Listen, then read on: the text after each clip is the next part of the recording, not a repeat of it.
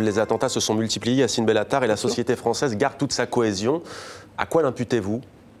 Tout simplement parce que c'est peut-être l'un des seuls pays où les Français de confession musulmane sont fiers d'être républicains. Il n'y a que Manuel Valls et des hommes politiques pitoyables qui nous demandent de choisir. Je ne vois pas pourquoi le fait d'être républicain porterait préjudice du fait d'être musulman. Alors il y a quelque chose qui défend ça, qui s'appelle la laïcité, la nôtre, celle des Français normaux.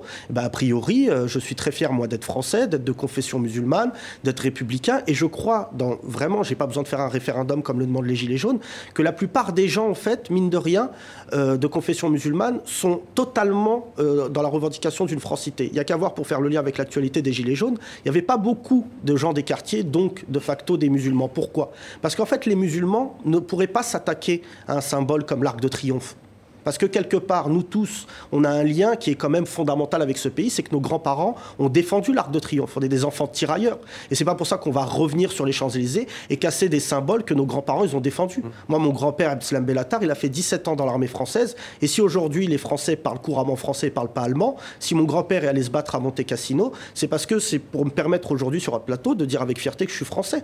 Et vraiment, honnêtement... Beaucoup de Gilets jaunes aussi n'ont pas attaqué la tombe du soldat inconnu. C'est une minorité. Et certains ont défendu le site, même.